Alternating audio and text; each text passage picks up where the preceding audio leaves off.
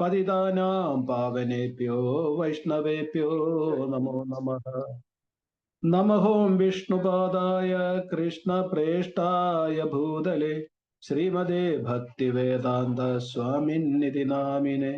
നമസ്തേ സാരസ്വതേ ദേവേ ഗൗരവാണി പ്രചാരിണേ നിർവിശേഷ ശൂന്യവാദി പാശ്ചാത്യദേശതാരിണേ.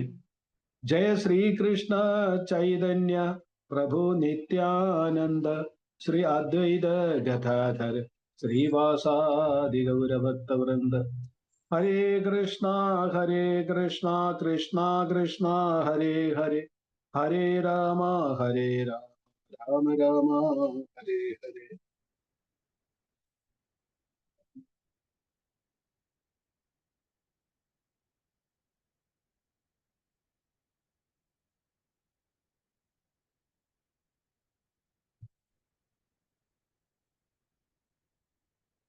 ഹരേ കൃഷ്ണ. നമ്മുടെ ഗുരു അഷ്ടം ക്ലാസ്സിലേക്ക് എല്ലാവർക്കും സ്വാഗതം. നമ്മൾ എവിടെ എത്തി നിൽക്കുന്നെന്ന് എല്ലാവർക്കും ഓർമ്മയുണ്ടെന്ന് വിശ്വസിക്കുന്നു.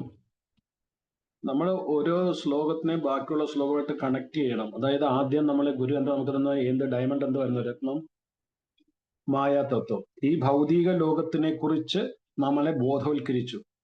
നമ്മൾ ട്രാപ്പിലാണെന്ന് നമ്മളെ പറഞ്ഞ് മനസ്സിലാക്കി തന്നു. നമ്മൾ ബന്ധനത്തിൽ, മായയുടെ ബന്ധനത്തിലാണ് നമ്മൾ റിയലൈസ് ചെയ്യിച്ചു. അതായിരുന്നു ആദ്യത്തെ മായാതത്വം. രണ്ട് ഗൗര തത്വം, അതായത് ഈ ബന്ധനത്തിൽ നിന്ന്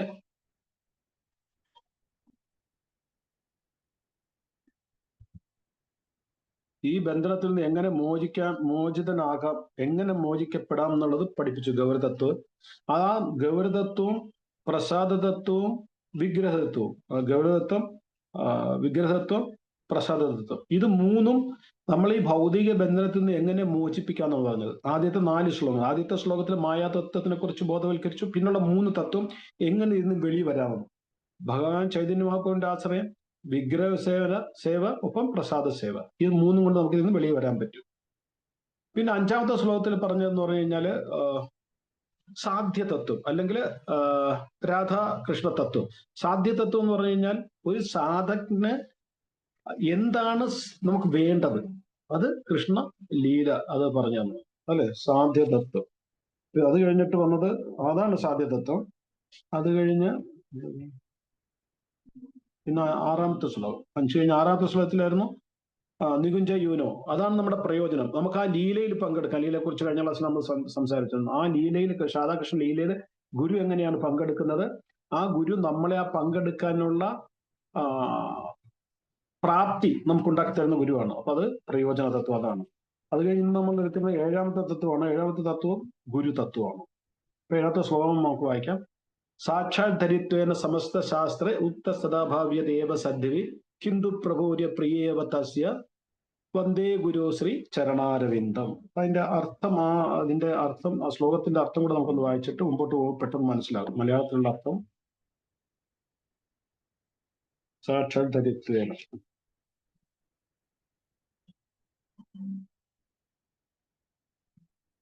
ആത്മീയ ഗുരു, ശ്രദ്ധിച്ചു കേൾക്കണേ, എന്നാലേ പിന്നെ മുമ്പോട്ടുള്ള മനസ്സിലാകത്തുള്ളൂ. ആത്മീയ ഗുരു ഭഗവാന്റെ വിശ്വസ്ത സേവകനാകയാൽ ഭഗവാന് തുല്യം ആദരണീയനാണ്.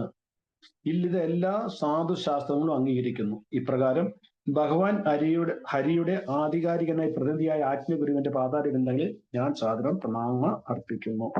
ഇവിടെ സാക്ഷാൽ ധരിത്വേന എന്നാണ് പറയുന്നത്, പക്ഷെ അത് വായിക്കുന്നെങ്കിലും അതിന്റെ അർത്ഥം സാക്ഷാൽ ഹരിത്വേന എന്നാണ്. അതായത് ഈ ശ്ലോകത്തിൽ ശ്രീ വിശ്വനാഥ ചക്രവർത്തി ഠാക്കൂർ പറയുന്നത്, സാക്ഷാൽ ഹരിയുടെ എല്ലാ ഗുണങ്ങളും ആരിലുണ്ട്? ഗുരുവിലുണ്ട്. അപ്പൊ ഗുരു ആണ് യഥാർത്ഥത്തിൽ ഭഗവാനോട് പ്രേമമുള്ളത്. അതായത് ഈ ദേവി ദേവതന്മാരെക്കാൾ കൂടുതൽ ഭഗവാനോട് പ്രേമമുള്ളത് ഗുരുവിനാണ്. ദേവി ദേവതന്മാരെക്കാൾ ഭഗവാന് പ്രേമമുള്ളതും ഭഗവാന്റെ ശുദ്ധഭക്തരോടാണ്. കാരണം ദേവി ദേവതന്മാർക്ക് എന്തെങ്കിലും ഭൗതികമായ ആഗ്രഹങ്ങൾ എപ്പോഴും കാണും. നമുക്കറിയാം, കഥകളിലൊക്കെ നമ്മൾ കാണും, ഇന്ദ്രന്റെയും ബാക്കിയുള്ളവരുടെയൊക്കെ നമുക്ക് കാണണം. അവർക്ക് എന്തെങ്കിലുമൊക്കെ ഒരു ഉദാഹരണം ഞാൻ പറയാം. ഇപ്പം എല്ലാവരും ഇത് കണ്ടോ? ഹിരണ്യകശിപുവിന്റെ നരസിംഹദേവൻ പിക്ചർ കണ്ടോ എല്ലാവരും? ഹരേ കൃഷ്ണ. കണ്ടു. അപ്പൊ അതിനകത്ത് 5 വയസ്സുള്ള പ്രഹ്ലാദന് ഇത്രയെല്ലാം ക്രൂരമായ പ്രവൃത്തികൾ ഹിരണ്യകശിപു ചെയ്തിട്ടും ഹിരണ്യകശിപുവിനോട് യാതൊരു ഭയവും ഇല്ലായിരുന്നു. 5 വയസ്സുള്ള പയ്യന്. എന്നാൽ അമൃത് ഭക്ഷിച്ച ദേവി ദേവതമാർക്ക് ഹിരണ്യകശിപുവിന് ഭയമായിരുന്നു. കാരണം എന്താ? അതായത് ഭൗതികമായ ആഗ്രഹമുള്ള വ്യക്തിക്കാണ് മരണത്തെ ഭയമുള്ളത്. എപ്പോ വരെ നമുക്ക് ഭൗതികമായ ആഗ്രഹമില്ല, മരിച്ചിട്ട് നമുക്ക് എന്താ വിഷമം? വീണ്ടും ഒരു ജന്മം കിട്ടും. നമുക്കറിയാം ഇതിനേക്കാൾ നല്ല ജന്മമായിരിക്കും. ഒരു ഗുരുവിന്റെ ഷണ്ട് എടുത്ത് ഹരിനാമം ജപിക്കുമ്പോൾ ഇതിനെക്കാട്ടി നല്ല ഒരു ജന്മമായിരിക്കും കിട്ടുന്നത്. ഇപ്പൊ പ്രൊമോഷനാ കിട്ടുന്നത്, നമ്മൾ ഭയക്കേണ്ട കാര്യം എന്താ? അതുകൊണ്ട് ഭക്തർക്ക് മരണത്തെ ഭയമില്ല. മരണത്തിൽ ഭയം ഉണ്ടെങ്കിൽ അവൻ ഭക്തരല്ല. ഭയം എപ്പോഴാണ് വരുന്നത്? ഉള്ളിൽ ആഗ്രഹങ്ങൾ. ഇതെന്റെ വീട്, എന്റെ ഭാര്യ, എന്റെ മക്കൾ, എന്റെ ഭർത്താവ്, എന്റെ ഇവരെന്ത് ചെയ്യും, അവരെന്ത് ചെയ്യും, ഇത് ഭൗതികമായ ആഗ്രഹം ഉള്ളപ്പോഴാണ് നമുക്ക് മരണഭയം ഉണ്ടാകുന്നത്. ഭൗതികമായ ആഗ്രഹം ഇല്ലെങ്കിൽ മരണഭയമില്ല. അപ്പൊ ഭക്തന് ഭൗതികമായ ആഗ്രഹങ്ങൾ ഉണ്ടാകാൻ പാടില്ല. അതാണ് നമ്മളെ പ്രഹ്ലാദ് മഹാരാജ് പഠിപ്പിക്കുന്നത്. അപ്പൊ അങ്ങനെ ഭൗതികമായ ആഗ്രഹമില്ലാത്ത അവസ്ഥയിൽ എത്തുമ്പോൾ ആ ഭക്തനോടാണ് ഭഗവാൻ കൂടുതൽ സ്നേഹം. നമുക്ക് ഗുരുപരമ്പരയുള്ള ആചാര്യന്മാരെ നോക്കിയാൽ അവർക്ക് ഭൗതികമായ എല്ലാം ഉപേക്ഷിച്ചിട്ടാണ് അവർ വരുന്നത്. പക്ഷെ ഭൗതികമായ ദേവി ദേവതമാർ ഉപേക്ഷിക്കുന്നില്ല. അവർക്ക് ആ പൊസിഷൻ വേണം, ആ ഐശ്വര്യം വേണം. അപ്പൊ അതുകൊണ്ട് അവരെക്കാൾ കൂടുതൽ ഭഗവാന് പ്രേമം ആരോടാണ്? ആ ഭക്തരോടാണ്. അങ്ങനെയുള്ള ഭക്തരുടെ മുന്നിൽ ഭഗവാൻ സ്വയം സമർപ്പിക്കും. സ്വയം അവർക്ക് വേണ്ടി ഭഗവാൻ എല്ലാം ചെയ്യും. അത് അവരെയാണ് യഥാർത്ഥ പ്രേമി ഭക്തർ എന്ന് പറയുന്നത്.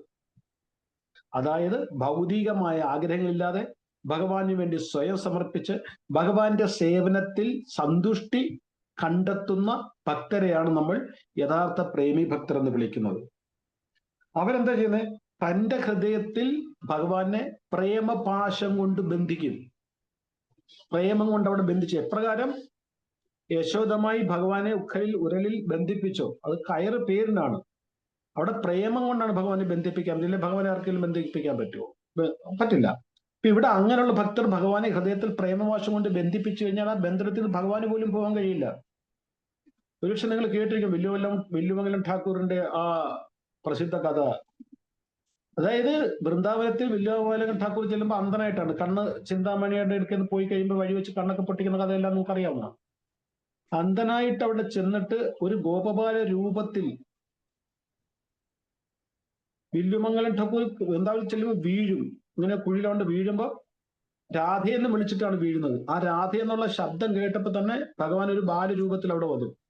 എന്നിട്ട് ബാബ എന്താ പറ്റിയെന്ന് വെച്ചാൽ വിളിച്ച് ഇണ്ണിച്ച് പൊടിയൊക്കെ തട്ടിയിട്ട് എവിടെയാ പോകേണ്ടത്, ഞാൻ കൊണ്ടുപോകും, കൈ പിടിച്ച് കൊണ്ടുപോകും. അപ്പൊ വില്ലുമംഗലം ഠാക്കൂർ നീ ആരാന്ന് ചോദിക്കുമ്പോൾ ഞാൻ ഈ ഗ്രാമത്തിൽ നിന്ന് വൃന്ദാവനത്തിലാണ്, എനിക്ക് പശുക്കളെ തീറ്റുന്നതാണ് ജോലി എന്ന് പറയും. അപ്പൊ എന്നും അവിടെ പോയിരിക്കും. പോയിരുന്ന് അപ്പൊ ഈ വില്ലുമംഗലം ഠാക്കൂർ ചോദിക്കും, പയ്യനോട് ചോദിക്കും, നീ വൃന്ദാവനത്തിലെ കഥയൊക്കെ അറിയാമായിരിക്കുമല്ലോ, നീ അമ്മമാരും അമ്മമാരും ഒക്കെ പറഞ്ഞു കേട്ടെ, എനിക്ക് പറഞ്ഞു തരാൻ പറയും. അവൻ ഓരോ കഥകളും പറഞ്ഞു കൊടുക്കും. ഓരോ ദിവസം ഓരോ കഥകളൊക്കെ പറഞ്ഞു. ഒരു ദിവസം വില്ലുമംഗലം ഠാക്കൂറിന്റെ കൈ പിടിച്ചുകൊണ്ട് ഇങ്ങനെ നടന്നു പോവുക. വില്ലുമംഗലം ഠാക്കൂർ പുള്ളിക്കാരന്റെ കൈ പിടിച്ചിരിക്കുകയാണ്, ഇങ്ങനെ നടന്ന് കൊണ്ടുപോവാണ്. കണ്ണ് കാണത്തില്ല വില്ലുമംഗലം ഠാക്കൂർ. അപ്പൊ ഇങ്ങനെ കഥ പറഞ്ഞെടുത്ത്, അതായത് യശോദമയും കണ്ണനുമായിട്ടുള്ള ബന്ധത്തിന്റെ കഥ പറഞ്ഞു കൊടുക്കുമ്പം വില്ലുമംഗലം ഠാക്കൂർ ചോദിക്കും, ഇത് ഹിന്ദിയിലാണ് ചോദിക്കുന്നത്, ഇതിന്റെ അർത്ഥം യശോദയ്ക്ക് കൃഷ്ണനെ ഒത്തിരി ഇഷ്ടമായിരുന്നു അല്ലേ എന്ന് ചോദിക്കും. പുള്ളി സന്ദർഭം, 5 വയസ്സുള്ള ബാലനല്ലേ, സന്ദർഭം മറന്നുപോകും. എന്നിട്ട് പറയും, അമ്മയ്ക്ക് എന്നെ ഒത്തിരി ഇഷ്ടമായിരുന്നു, എനിക്കും അമ്മയെ ഒത്തിരി ഇഷ്ടമായിരുന്നു, ഓർക്കതങ്ങ് പറഞ്ഞു പോകും. വലിയ കൈ കയറി പിടിക്കുമ്പം ആ കൈ വെട്ടിച്ചിട്ട് ഓടും. വരി മനസ്സിലായല്ലോ, ഓടും. വില്ലുമംഗലം ഠാക്കൂർ എന്ന പ്രസിദ്ധമായ ഒരു വാക്യമുണ്ട്, ഞാനൊരു വൃദ്ധരാണ്, എനിക്ക് ആരോഗ്യമില്ല, അങ്ങക്ക് എന്റെ കൈ വെട്ടിച്ചിട്ട് പോകാൻ കഴിയും, പക്ഷെ ഞാൻ എന്റെ ഹൃദയത്തിൽ അങ്ങ് വെച്ചിട്ടുണ്ട്, ധൈര്യം ഉണ്ടെങ്കിൽ ഈ ഹൃദയത്തിൽ നിന്ന് ഇറങ്ങി കാണിക്കാൻ. ഞാൻ അങ്ങ് എന്റെ സ്നേഹപാശം കൊണ്ട് ഹൃദയത്തിൽ ബന്ധിച്ചിരിക്കുകയാണ്, കഴിയുന്നെങ്കിൽ ഈ പാശം പൊട്ടിച്ചൊന്ന് പോയി കാണിക്കുക, അപ്പൊ സമ്മതിക്കാമെന്ന്. ഭഗവാൻ കഴിയില്ല. ഇതാണ് ഭക്തന്റെ കോൺഫിഡൻസ്. അതുകൊണ്ടാണ് സ്വയം ഭഗവാൻ അങ്ങനെയുള്ള ഭക്തരെ സമർപ്പിക്കുന്നത്. ആ ബന്ധത്തിൽ നിന്ന് സ്വയം ഭഗവാൻ വിചാരിച്ചാൽ പോലും പോകാൻ പറ്റില്ല. അപ്പൊ ഈ ഭക്തരുടെ ഉള്ളിൽ ഭഗവാൻ വസിക്കുന്നതിനാൽ ഭഗവാന്റെ എല്ലാ ഗുണങ്ങളും അവരുടെ ഉള്ളിൽ കാണും. നമുക്കറിയാം, നമ്മുടെ ഗുരുപരമ്പര നോക്കിക്കഴിഞ്ഞാൽ അവരുടെ ഹ്യൂമിലിറ്റി, അവരുടെ സേവാഭാവം, എല്ലാ നോളജ്, ഇതെല്ലാം അവരുടെ കാണും. അപ്പൊ ശാസ്ത്രങ്ങളിൽ എന്താണ് പറഞ്ഞിരിക്കുന്നത്, എന്തിനാണ് പറഞ്ഞിരിക്കുന്നത്, എങ്ങനെയാണ് പറഞ്ഞിരിക്കുന്നത്, ഇത് ഭഗവാൻ മാത്രമേ അറിയുള്ളൂ. ആ അറിവ് നമ്മളുടെ ഗുരുക്കന്മാർ, അവർ യഥാർത്ഥ ബോണോഫൈഡ് ഗുരുവാണെങ്കിൽ, സ്വയം ഭഗവാൻ സമർപ്പിച്ചതാണെങ്കിൽ തീർച്ചയായിട്ടും അവരുടെ ഉള്ളിൽ ആ ഗുണം കാണാൻ പറ്റും. ഗുരുവിനെല്ലാം എല്ലാം അറിയാം. അതായത് ഈ ഭൗതിക ലോകം എന്താണെന്നും ഈ ഭൗതിക ലോകത്തിലെ സഫറിങ് എന്താണെന്നും ബുദ്ധിമുട്ട് എന്താണെന്നും ഇവിടുത്തെ സ്ട്രഗിളിങ് എന്താണെന്നും മാത്രമല്ല ഇതിന്റെ സൊല്യൂഷൻ എന്താണെന്നും ഗുരുവിനറിയാം. അപ്പൊ ഇവിടെ എന്താണ് സുഖം, എങ്ങനെ ഈ ബന്ധത്തിൽ നിന്ന് മോചിക്കാം, ഇതെല്ലാം അറിയുന്നവനാണ് ഗുരു. അതാണ് സാക്ഷാൽ ധരിത്വേന സമസ്ത ശാസ്ത്രം. എല്ലാ ശാസ്ത്രങ്ങളും എല്ലാ സാധുക്കളും ഇതിനെക്കുറിച്ച് പറയുന്നതാണ്. അതായത് ഗുരു എന്ന് പറയുന്നത് ഭഗവാന് തുല്യമാണ്. ഭഗവാൻ തുല്യം എന്ന് പറഞ്ഞാൽ നമ്മൾ ഭഗവാനായിട്ടല്ല കാണുന്നത്. ഒരു ഉണ്ടല്ലോ, ഗുരു ബ്രഹ്മ, ഗുരു വിഷ്ണു, ഗുരു ദേവോ മഹേശ്വര. അതിന്റെ അർത്ഥം എന്താണ്? ഗുരു എന്ന് പറഞ്ഞു കഴിഞ്ഞാൽ ബ്രഹ്മ വിഷ്ണു മഹേശ്വരൻ പോലെ ആരാധിക്കേണ്ടവനാണ്. അവരാണെന്നല്ല അർത്ഥം. അതിന്റെ അവർക്ക് നമ്മൾ എത്ര കൊടുക്കുന്ന ബഹുമാനം, അതേ ബഹുമാനം ഗുരുവിനും കൊടുക്കണം. ഇപ്പൊ എല്ലാ ഗുണങ്ങളും ഗുരുവിൽ ഉണ്ടെങ്കിൽ തന്നെ നമ്മൾ ഗുരുവിനെ ഗുരുവായിട്ടും ഭഗവാനെ ഭഗവാനായിട്ടാണ് കാണുന്നതും കാണേണ്ടതും. ഇവിടെ ഏറ്റവും പ്രധാനമായതെന്ന് പറഞ്ഞു കഴിഞ്ഞാല് ഏറ്റവും പ്രധാനമായി ഗുരു തന്റെ ഭക്തി പ്രചാരണത്തിന് എന്തറിഞ്ഞിരിക്കണം, അതായത് എന്തെല്ലാം അറിഞ്ഞിരിക്കണം, അത് ഒരു ഗുരുവിന് അറിയാം. അത് വെളിപ്പെടുത്തി കൊടുക്കുന്നതാണ് ഭഗവാൻ. നമുക്ക് ഭഗവത്ഗീതയിലെ 2 ശ്ലോകങ്ങളുണ്ടല്ലോ. തേഷാം സതതയുക്താനാം ഭജതാം പ്രീതിപൂർവം ദദാമി ബുദ്ധിയോഗം തം ഏനമാം ഉഭയാന്തിതേ. 10ാമത്തെ അധ്യായത്തിലെ 10ാമത്തെ ശ്ലോകം. അതായത് അത് ചതുശ്ലോകി ഗീതയുടെ 3-4 ശ്ലോകമല്ല. അപ്പൊ ആദ്യ 3ാമത്തെ ശ്ലോകത്തിൽ പറയുന്നത് എന്താണ്? തേഷാം, അങ്ങനെയുള്ളവര്, തേഷാം സതതയുക്ത, എപ്പോഴും എന്നെക്കുറിച്ച് ചിന്തിക്കുന്ന എന്റെ സതതയുക്താനാം ഭജതാം പ്രീതിപൂർവ്വം, സ്നേഹപൂർവ്വം എന്നെ ഭജിക്കുന്നവർക്ക് ദദാമി കൊടുക്കുന്ന എന്ത് ബുദ്ധിയോഗം, അവർക്ക് വേണ്ട ബുദ്ധി. എന്തിന്? മാമുപയാന്തിതേ, എന്റെ അടുക്കൽ എത്തിച്ചേരേണ്ട ബുദ്ധി ഞാൻ അവർക്ക് കൊടുക്കും. അത് തന്നെയല്ല അടുത്ത ശ്ലോകത്തിൽ പറയുന്ന തേഷാം ഏവാനുകമ്പാർത്ഥം അഹം അജ്ഞാനം അജന്തമഹ നാശ്യാമ്യാവ ഭാവസ്ത്വ ജ്ഞാനദീപേന ഭാസ്വര. അങ്ങനെയുള്ളവർക്ക് തേഷാം അവർക്ക് ഏവരാണോ സതതയുക്താനാം അവർക്ക് അനുകമ്പാർത്ഥം, അവരോടുള്ള അനുകമ്പ കൊണ്ട്, അവരുടെ സ്നേഹം കൊണ്ട് തേഷാം അനുകമ്പാർത്ഥം അവരുടെ ഉള്ളില് ജ്ഞാനദീപേന ഭാസ്വത, അവരുടെ ഉള്ളിൽ ഞാൻ ജ്ഞാനത്തിന്റെ ദീപം തെളിയിച്ചു കൊടുക്കും. അവർക്ക് എന്റെ അടുക്കൽ വരാനുള്ള ബുദ്ധി കൊടുക്കുക മാത്രമല്ല, അങ്ങനെയുള്ള ഭക്തരുടെ ഉള്ളിൽ അറിവിന്റെ പ്രകാശം ഞാൻ പരത്തി കൊടുക്കും. അതുകൊണ്ടാണ് നമ്മുടെ ഗുരുക്കന്മാർക്ക് എല്ലാ ശാസ്ത്രങ്ങളെ കുറിച്ചും എല്ലാത്തിനെ കുറിച്ചും അവർക്ക് അറിവ് കിട്ടാൻ കാരണം അതാണ്. കാരണം ഭഗവാനെ തുല്യമായിട്ടുണ്ടെങ്കിൽ പോലും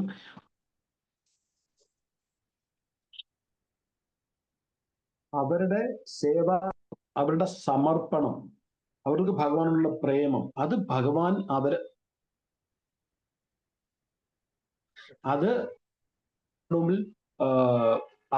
അവർക്ക് വേണ്ടി ഭഗവാൻ എന്തും ചെയ്യാൻ സാധിക്കും, എന്തും ചെയ്യാൻ സന്നദ്ധനായിരിക്കും. അവരുടെ ആ പ്രേമമാണ് ഭഗവാൻ. ഹരിത്വം, അതായത് ഹരിയുടെ എല്ലാ ഗുണങ്ങളും സമസ്ത ശാസ്ത്രങ്ങളിലും അത് പറഞ്ഞിട്ടുണ്ട്. ഭാഗവതത്തിലൊക്കെ ഇഷ്ട ശ്ലോകങ്ങളുണ്ട്. അപ്പൊ ഗുരുവിനെ കുറിച്ചും ഗുരുഭക്തിയെ കുറിച്ചും ഗുരു ഭഗവാൻ എത്രമാത്രം പ്രിയപ്പെട്ടെന്ന് ഉദ്ഘോഷിക്കുന്ന ഒരുപാട് ശ്ലോകങ്ങൾ ഭാഗവതത്തിലുണ്ട്. ഞാൻ നോക്കിയപ്പോൾ എനിക്കെല്ലാം വായിക്കേണ്ട അർത്ഥമില്ല. ഞാൻ 1-2 ശ്ലോകങ്ങൾ കോട്ട് ചെയ്യാം.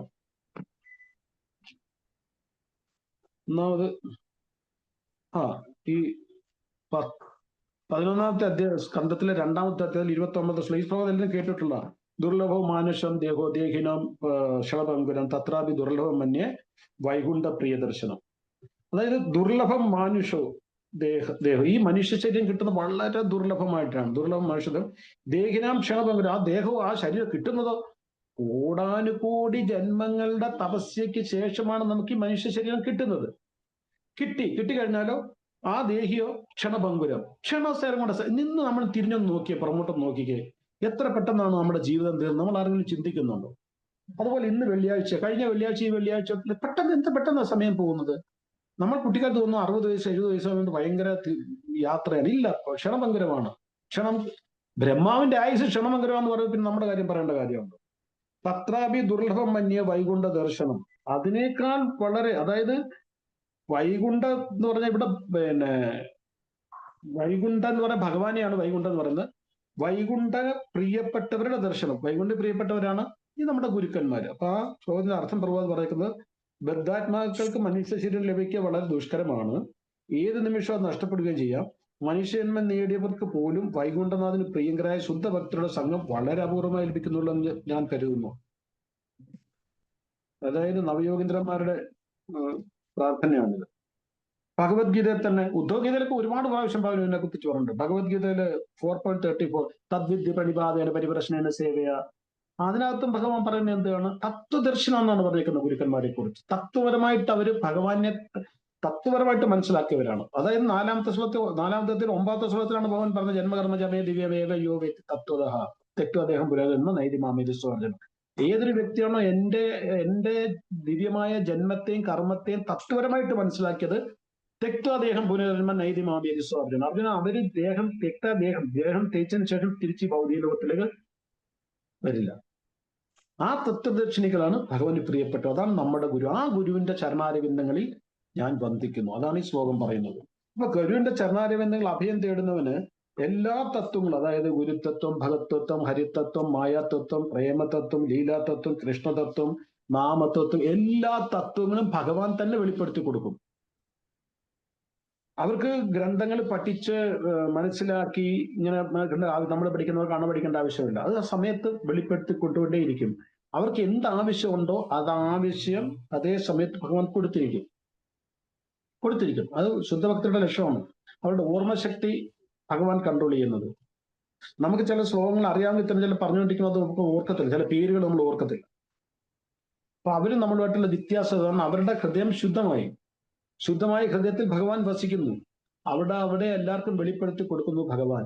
അങ്ങനെയുള്ള ഗുരുവിന്റെ പാതാരവിന്ദങ്ങളിൽ ഞാൻ അഭയം പ്രാപിക്കുന്നു. അപ്പൊ ഗുരുവിന്റെ ചരണാരവിന്ദങ്ങളിൽ ആരെങ്കിലും ആശ്രിതനായാൽ ആ വ്യക്തി ഓട്ടോമാറ്റിക്കലി ഭഗവാന്റെ പാതാരവിന്ദങ്ങളിൽ ആശ്രിതനാണ്. ഭഗവാൻ ഭഗവത്ഗീത 8ാമത്തെ അധ്യായത്തിൽ 5ാമത്തെ ശ്ലോകത്തിൽ പറഞ്ഞുകൊണ്ട് അന്ത്യകാലേജമായേവ സ്മരൻ മുക്ത കളയവരം യത് പ്രയാതി സമദ്ഭാവം യാതിനാത്രൈസ സംശയ. അർജുന, ഏതൊരു വ്യക്തി ഓടിയാടെന്ന് വെച്ച ബന്ധിയാണ്, ഏതൊരു വ്യക്തിയാണോ മരണസമയത്ത് എന്നെ സ്മരിച്ചുകൊണ്ട് മരിക്കുന്നത്, ആ വ്യക്തി മരണശേഷം എന്നെ പ്രാപിക്കും. അവർ തിരിച്ചു വരേണ്ട ആവശ്യമില്ല. ഈ ചോദ്യം ഒരു ഡിവോട്ടി പരംപൂജ്യ ജയപാദ സ്വാമി മഹാരാജോട് ചോദിച്ചിരുന്നു. മഹാരാജ്, മരണസമയത്ത് ഞാൻ അങ്ങേ ഓർത്തുകൊണ്ട് അല്ലെ എന്റെ ഗുരുവിനെ ഓർത്തുകൊണ്ട് മരിച്ചു കഴിഞ്ഞാൽ എന്റെ ഗതി എന്തായിരിക്കും? ഗുരു പറഞ്ഞു, ഭഗവദ്ധാം പക്ക. അപ്പൊ ഭഗവാന് തുല്യമായിട്ടാണ് ഗുരുവിനെ പ്രസന്റ് ചെയ്യുന്നത് നമ്മുടെ മുമ്പിൽ.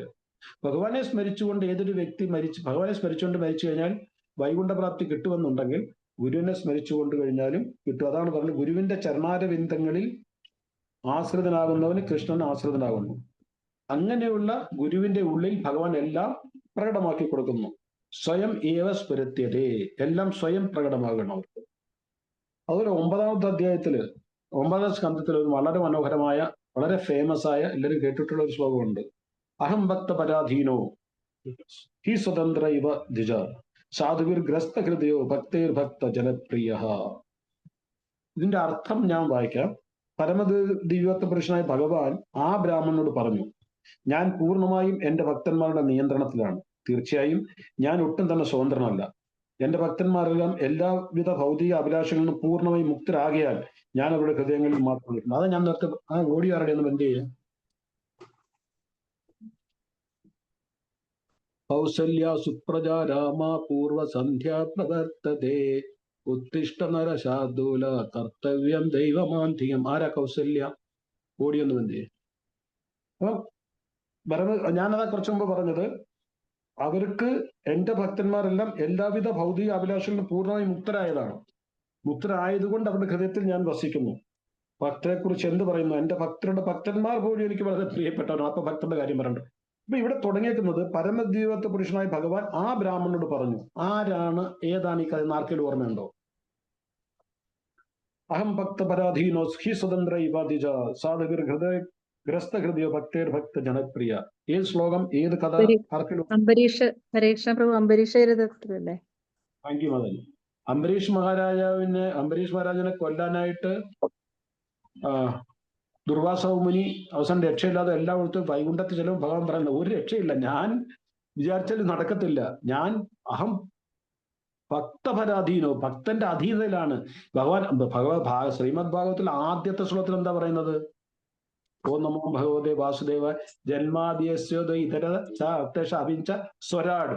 ഭഗവാൻ സ്വരാടാണ്, സ്വതന്ത്രനാണ്. ഭഗവാൻ എന്ത് വെള്ളി എപ്പോ വെള്ളി എന്തും ചെയ്യാം, സ്വരാടാണ്. ആ സ്വരാട് ഭഗവാൻ ഇവിടെ പറയുന്നു, ഞാൻ സ്വതന്ത്രനല്ല, അഹം ഭക്ത പരാധീനോ. മാത്രമല്ല ഏറ്റവും വലിയതെന്ന് പറഞ്ഞാൽ, ഞാൻ ഭക്തർ പോട്ടെ, ഭക്ത ജനപ്രിയ, ഞാൻ ഭക്തരുടെ കൂടെ പ്രിയപ്പെട്ടവനാണ്, ഭക്തരുടെ ഭക്തരും എനിക്ക് പ്രിയപ്പെട്ടവരാണ്. പിന്നെ ഭക്തന്റെ കാര്യം പറയാനുണ്ട്. അതാണ് ഞാൻ മുമ്പേ പറഞ്ഞത്, ഏതൊരു വ്യക്തി ഭക്തന്റെ ഗുരുവിന്റെ ചരണാശ്രയം പ്രാപിക്കുന്നോ ആ വ്യക്തി ഓട്ടോമാറ്റിക്കലി ഭഗവാന്റെ ചരണാരവിന്ദങ്ങളിൽ ആശ്രിതനാകുകയാണ്. അപ്പൊ ഗുരുവിനെ ആശ്രിതനായവൻ ഭഗവാന്റെ ആശ്രമങ്ങളുടെ കാരണം എന്താണ്? ഭഗവാൻ ഇവിടെ പറയുന്നുണ്ട്, ഭക്തന്മാരുടെ എനിക്ക് പ്രിയപ്പെട്ടവനാണ്. തത്വം ഗുരു സമം നാസ്തി. തത്വം ഗുരു സമം നാസ്തി. ഇത് എവിടെ ശാസ്ത്രത്തിൽ പറഞ്ഞിട്ടുള്ളതാണ്, എവിടെയാണെന്ന് എനിക്ക് ഓർമ്മ, ഞാൻ ഇവിടെ എഴുതി വെച്ചിരുന്നു. തത്വം ഗുരു തത്വം സമം നാസ്തി, അതിന് സമമായിട്ട് വേറെ ഒന്നുമില്ല. ശാസ്ത്രത്തിൽ പറഞ്ഞ തത്വം ഗുരു സമം നാസ്തി, നാസ്തി ഒന്നുമില്ല. അപ്പൊ ഗുരുവിന് അഥവാ ഗുരുതത്വത്തിന് തുല്യമായി വേറെ ഒന്നുമില്ല. അപ്പൊ ഏതൊരു വ്യക്തി ഗുരുപാദാശ്രയം സ്വീകരിക്കുന്നോ ആ വ്യക്തിക്ക് തീർച്ചയായും കൃഷ്ണപാദാശ്രയം ലഭിച്ചിരിക്കുന്നതിന് യാതൊരു സംശയമില്ല. ഇനി കൃഷ്ണപാദാശ്രയം ലഭിച്ചു കഴിഞ്ഞാൽ പിന്നെ ആ വ്യക്തിക്ക് ഈ ഭൗതിക ലോകത്തിൽ ലഭിക്കാൻ വേറെ ഒന്നും ബാക്കിയില്ല. അതാണ് ധ്രുവ മഹാരാജ് പറയുന്നത്, സാക്ഷാർത്ഥം വെറും കുപ്പിക്കഷ്ണത്തിന് വേണ്ടിയാണ് ഞാൻ അങ്ങേ ഭരിച്ചത്, അങ്ങേ കിട്ടി ഇനി എനിക്ക്, അതായത് രത്നം എനിക്ക് കിട്ടി ഇനി കുപ്പിച്ചില്ല എന്തിനു വേണ്ടിയിട്ടാണ്, അല്ലെ ധ്രുവ മഹാരാജ് പറയുന്നത്. കാരണം ഭഗവാനെ ലഭിച്ചു കഴിഞ്ഞു കഴിഞ്ഞാൽ പിന്നെ ഈ ഭൗതിക ലോകത്ത് നമുക്ക് ജപിക്കാൻ വേണ്ടി വേറെ യാതൊന്നും ബാക്കിയില്ല. അപ്പൊ ഗുരു തത്വം സമം നാസ്തി, ഗുരുവിന് തുല്യമായിട്ട് വേറെ ഒന്നുമില്ല.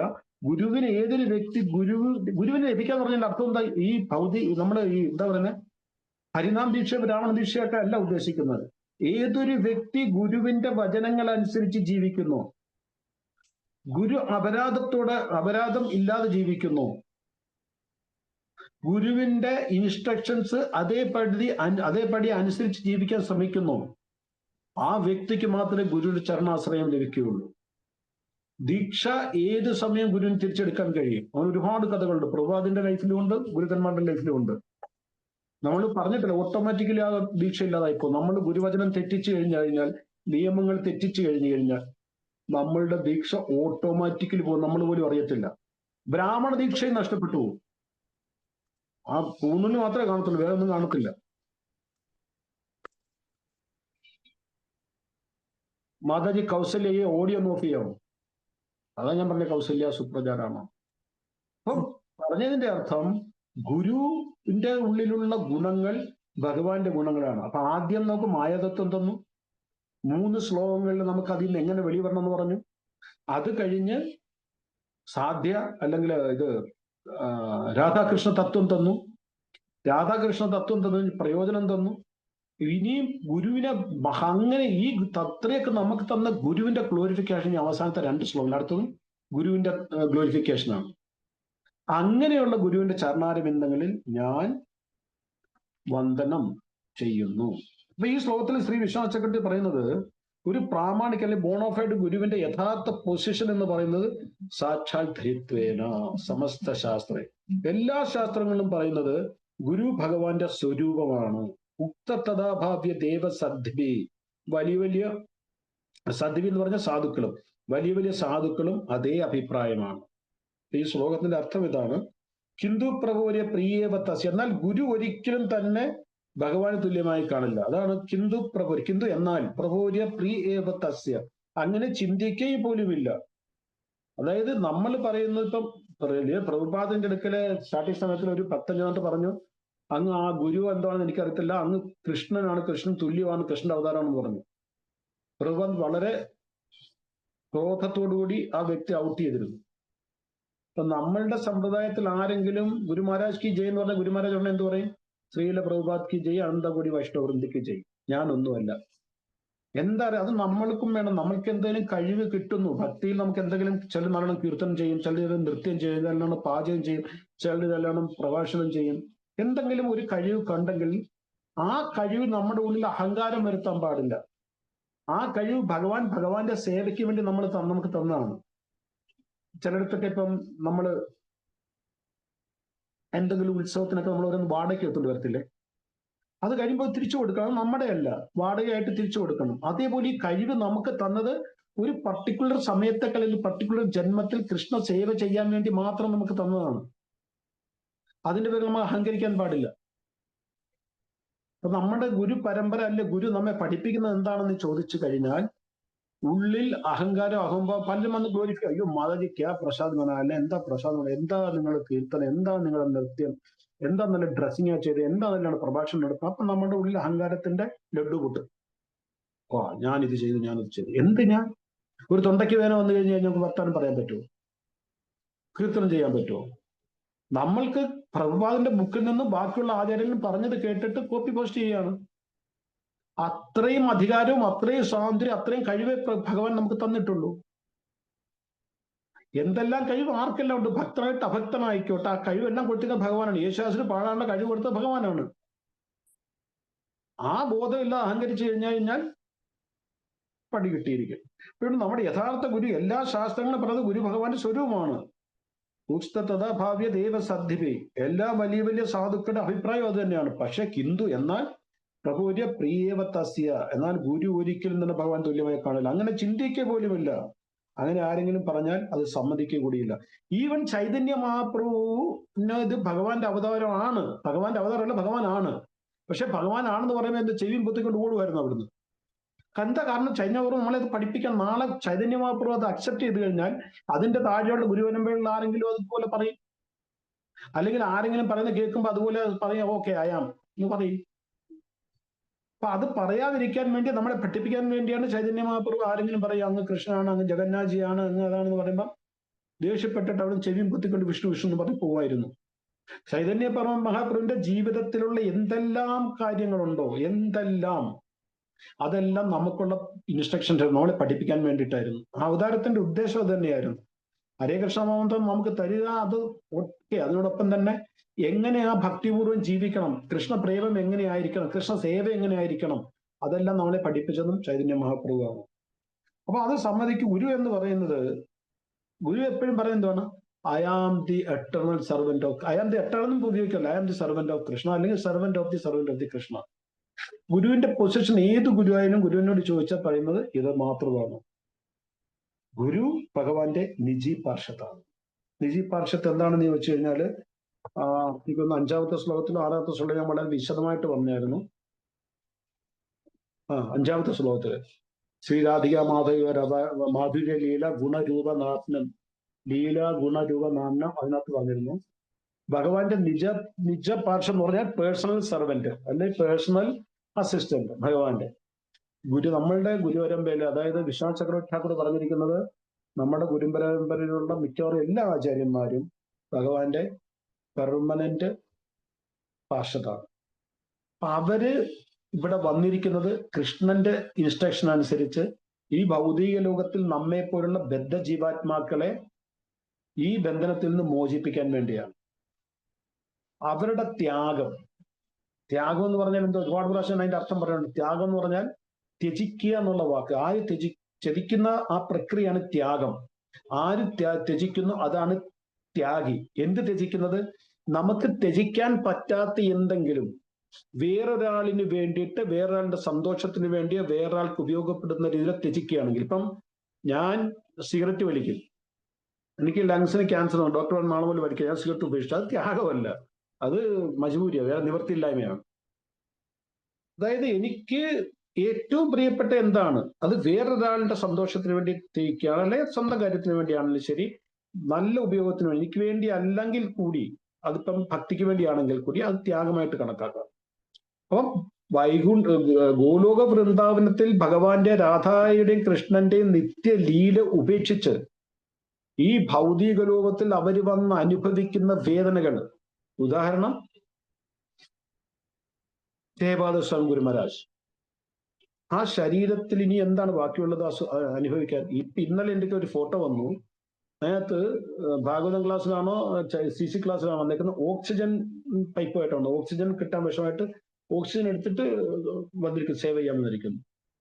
ഇത്രയും ത്യാഗം ഭജിക്കുന്ന ഒരു വ്യക്തിയെ ഭഗവാൻ പിന്നെ പ്രേമിച്ചില്ല. പിന്നെ ആരെ? നമ്മളെ പോലുള്ള സുഖലോലുവമാരെ പ്രേമിക്കണോ? ഏതെങ്കിലും ദേവി ദേവതമാർ ഇത്രയും സേവ ഭഗവാൻ ചെയ്തതായിട്ട് കണ്ടിട്ടുണ്ടോ എപ്പോഴെങ്കിലും? അവരവരുടെ സുഖത്തിന് ഭംഗം വരുമ്പോൾ ഭഗവാന്റെ അടുക്കൽ വിളിക്കുന്നത്, കൃഷ്ണനെ വിളിക്കുന്നത്. ഏതെങ്കിലും അസുരന്മാർ വരുമ്പോഴെങ്കിലും ഭഗവാൻ ക്ഷമിക്കും, കാരണം അതും ഭഗവാന്റെ ഭക്തരാണ്.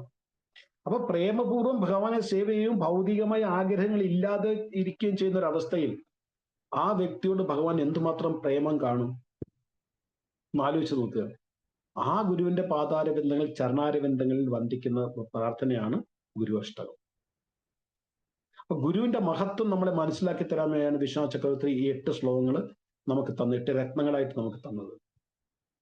ഇത് വായിക്കുമ്പോൾ പഠിക്കുമ്പോഴെങ്കിലും ഗുരുവിനോടുള്ള സ്നേഹം, ഗുരുവിനോടുള്ള പ്രേമം, ഗുരുവിനോടുള്ള ബഹുമാനം, ഗുരുവിനോടുള്ള ഭക്തി നമ്മൾ പ്രകടമാകണം, ഉള്ളിൽ പ്രകടമാകണം. പലപ്പോഴും നമ്മൾ നിയമങ്ങൾ തെറ്റിക്കണം. ആ നിയമങ്ങൾ തെറ്റിക്കുന്നത് ഗുരുവിന് എത്രമാത്രം എഫക്റ്റ് ആവുമെന്ന് ഓർത്തെങ്കിലും നമ്മൾ നിയമം അനുസരിച്ച് ജീവിക്കണം. അത് 4 നിയമങ്ങളാണെങ്കിലും ശരി, ബാക്കിയുള്ള ഇൻസ്ട്രക്ഷനാണെങ്കിലും ശരി, 16 മല ജപിക്കുന്നതാണെങ്കിലും ശരി, കൃഷ്ണന്റെ സേവ ചെയ്യുന്നതാണെങ്കിലും ശരി, അതിൽ കൂടി മാത്രമേ അത് നമ്മുടെ ഗുരുവിനെ സന്തോഷിപ്പിക്കാനും തൃപ്തിപ്പെടുത്താനും പറ്റൂ. ഞാൻ പലപ്പോഴും പറയാനുള്ള ഒരു കാര്യമുണ്ട്, ഭൗതികമായ ആഗ്രഹങ്ങളൊന്നും ഗുരുവിനില്ല. നമ്മൾ പിന്നെ ഭൗതികമായിട്ട് എന്താ കൊടുക്കുന്നത്? അതേ ഭൗതികമായിട്ട് ഒന്നും വേണ്ട. ആത്മീയമായിട്ട് കൊടുക്കാൻ നമ്മുടെ കയ്യിലൊന്നും ഇല്ല. പിന്നെ എന്താ നമുക്ക് കൊടുക്കാൻ പറ്റുന്നത്? ഗുരുവിന് കൊടുക്കാൻ പറ്റുന്നത് ഗുരുവചനങ്ങളെ ബഹുമാനിക്കുക, ഗുരുവചനങ്ങൾ അനുസരിച്ച് ജീവിതശൈലി നമ്മൾ ചിട്ടപ്പെടുത്തുക. ഗുരു നമുക്ക് തന്ന ഇൻസ്ട്രക്ഷൻ, ഗുരു തന്ന ഉപദേശം, അത് ഗുരുവിന്റെ ഇഷ്ടപ്രകാരം തന്നല്ല, ഗുരുവിന്റെ ഗുരു കൊടുത്തതാണ്. ഇതിനെയാണ് നമ്മൾ പരമ്പര എന്ന് വിളിക്കുന്നത്. ആ ഉപദേശങ്ങളെല്ലാം വന്നത് ഭഗവാനിൽ നിന്നാണ്. കാരണം എല്ലാ ശാസ്ത്രങ്ങളും, വേദങ്ങളായാലും ഭാഗവതമായാലും ഗീത എല്ലാം വന്നത് ഭഗവാനിൽ നിന്നാണ്. അതിൽ പറഞ്ഞിട്ടുള്ള ഉപദേശങ്ങളാണ് പരമ്പരയായിട്ട് ഗുരുവിൽ വന്ന് ഗുരു നമുക്ക് തന്നത്. നമ്മൾ അതിനെ ധിക്കരിക്കുമ്പോൾ നമ്മൾ സാക്ഷാൽ ഭഗവാനെയാണ് ധിക്കരിക്കുന്നത്.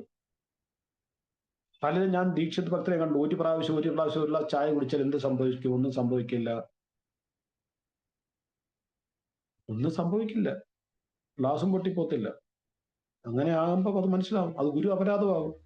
അങ്ങനെയുള്ള ശുദ്ധ ഭക്തർ പ്രതി നമ്മൾ അപരാധം ചെയ്യുമ്പോൾ ഭഗവാൻ ക്ഷമിക്കില്ല. ഗുരു ക്ഷമിക്കും. ഗുരു വടിയെടുത്ത് നമ്മുടെ പറയുന്ന വരില്ല, പക്ഷെ ഭഗവാൻ വടിയെടുത്തോണ്ട് വരും. ആ അടി അപ്പാര അടിയായിരിക്കും. അത് താങ്ങാനുള്ള ശക്തി നമുക്കെന്നല്ല ആർക്കും കിട്ടില്ല. ഭഗവാന്റെ ഏറ്റവും പ്രിയപ്പെട്ട ഭക്തരോട് നമ്മൾ അപരാധം ചെയ്യുമ്പോൾ, ആ അപരാധം നിമിത്തം അവർക്ക് ബുദ്ധിമുട്ടുണ്ടാകുമ്പോൾ, മഹാരാജ് പല പ്രാവശ്യം പല പ്രവചനം പറഞ്ഞിട്ടുണ്ട്, ഞാൻ അനുഭവിക്കുന്ന എന്റെ വേദന എന്റെ കർമ്മമല്ല, എന്റെ ഭക്തര് നിയമങ്ങൾ അനുസരിച്ച് ജീവിക്കാത്തതുകൊണ്ടാണ്. അപ്പൊ നമ്മൾ അദ്ദേഹത്തിന് ബുദ്ധിമുട്ടുണ്ടാകുമ്പോൾ ഭഗവാൻ നമ്മളെ വെറുതെ വിടുമോ? ഒരുപാട് നമ്മൾ ക്രൂരമായ പ്രവൃത്തിയാണ്, പരിപൂർണമായിട്ട് നിയമങ്ങളെല്ലാം തെറ്റിച്ച് നമ്മൾ നിമിത്തം ഗുരുവിന് ഒരുപാട് ബുദ്ധിമുട്ട് വന്നാൽ നമ്മളെ ഈ ശരീരത്തിൽ നിന്ന് ഭഗവാൻ എടുത്തു കളയും. ഇവൻ ജീവിച്ചിരുന്നിട്ട് എന്റെ ഭക്തന് ബുദ്ധിമുട്ടുണ്ടാക്കേണ്ടവർ നമ്മുടെ ഈ ശരീരത്തിൽ നിന്ന് എടുത്തു കളയും, അല്ലെ ആത്മാവിൽ നിന്ന് ശരീരം എടുത്തു കളയും. അപ്പൊ അങ്ങനെയുള്ള ഗുരുവിനെ നമ്മൾ വന്ദിക്കണം. അങ്ങനെയുള്ള ഗുരുവിനെയാണ് വന്ദിക്കേണ്ടത്. അങ്ങനെയുള്ള ഗുരുവിന്റെ ഉപദേശങ്ങൾ അനുസരിച്ച് നമ്മൾ മുമ്പോട്ട് പോകണം. ഈ ശ്ലോകത്തിൽ ഇത്രയേ ഉള്ളൂ പറയാൻ. ഇനി ഒരു ശ്ലോകം ലാസ്റ്റിൽ 8ാമത്തെ ശ്ലോകം, 8ാമത്തെ ശ്ലോകം, പ്രസാദ ഭഗവത് പ്രസാദവും. അപ്പോൾ ആ ശ്ലോകം കൊണ്ട് നമ്മൾ തീരും. അത് കഴിഞ്ഞിട്ട് പുതിയ വിഷയത്തിലേക്ക് കടക്കാം. അടുത്ത ആഴ്ച നമുക്ക് ക്ലാസ് വെക്കാൻ പറ്റില്ല, കാര്യം അന്ന് ജന്മാഷ്ടമിയാണ്, എല്ലാവരും തിരക്കായിരിക്കുന്നത്. ജന്മാഷ്ടമി ദിവസം ക്ലാസ് എന്തായാലും വെക്കാൻ പറ്റില്ല. അപ്പൊ എല്ലാവർക്കും ജന്മാഷ്ടമിയുടെ നാളെ ബൽറാം ജയന്തി. പക്ഷെ തെറ്റിപ്പോയി, എനിക്ക് ബൽറാം ജയന്തിയെ കുറിച്ചായിരുന്നു പറയേണ്ടത്, പക്ഷെ ഇപ്പോഴാണ് ഓർമ്മ വന്നത്. ബൽറാമിനെ കുറിച്ച് പറയേണ്ടതായിരുന്നു. അപ്പൊ അടുത്ത ആഴ്ച നമുക്ക് ഇല്ല. ഇനി 24-ാം തീയതി ഉള്ളു ക്ലാസ്, അല്ലെ? അല്ല, ഇന്നത്ര തീയതി 8, 7, 15, 22 ക്ലാസ്സിൽ. അതുവരെ എല്ലാവർക്കും ഒത്തിരി ജന്മാഷ്ടമി, രാധാഷ്ടമി, ബൽറാം ജയന്തി, ഇനി ഉത്സവമാണല്ലോ മൊത്തം. അതിന്റെ എല്ലാ ആശംസകളും നേർന്നുകൊണ്ട് നമുക്കിവിടെ നിർത്താം. ആർക്കെന്തെങ്കിലും ചോദിക്കാനോ പറയാനോ വഴക്ക് പറയാനോ ഒക്കെ ഉണ്ടെങ്കിൽ പറഞ്ഞോളൂ. പൂർണ്ണ സ്വാതന്ത്ര്യം തന്നിരിക്കുക.